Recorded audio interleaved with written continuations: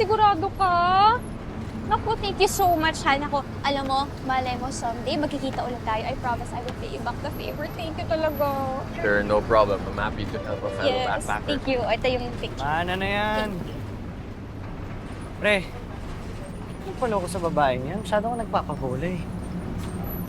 Kanina ka pa eh, no? Ano bang problema mo? Kung kinunan ko yan. Problema ko, manloloko ka. Ako? Manloloko ako? Ha? Bakit? Sino niloloko ko? E di yung mga pasahero dito. Pera.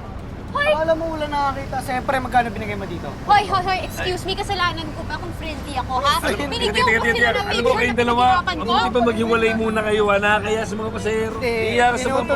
Tinutulungan ko lang po yung pasahero Alam niyo dito. po, nangingialam kasi to. May Nangingialam buhay na- ng may buhay. Ate, kuya, Alam mo, huwag dapat na dito. mag-away. Huwag ka nga sumabat sa usapan ng mga matatanda. Hoy, Hindi naman ako ang problema. hindi ganyan ang asal ng isang kuya sa bata niyang kapatid, ha? Alin mo ito?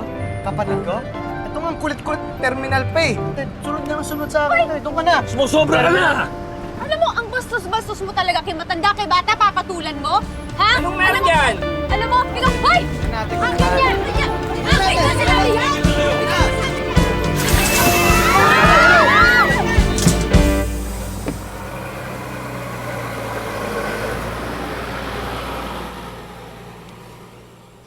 Hinamalas ka naman talaga, oh!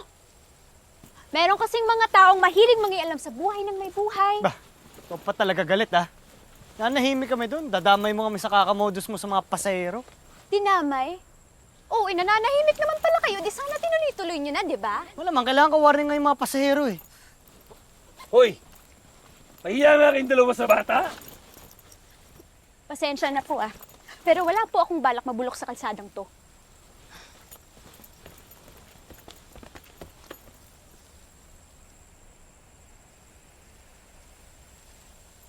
Ate, saan ka pupunta?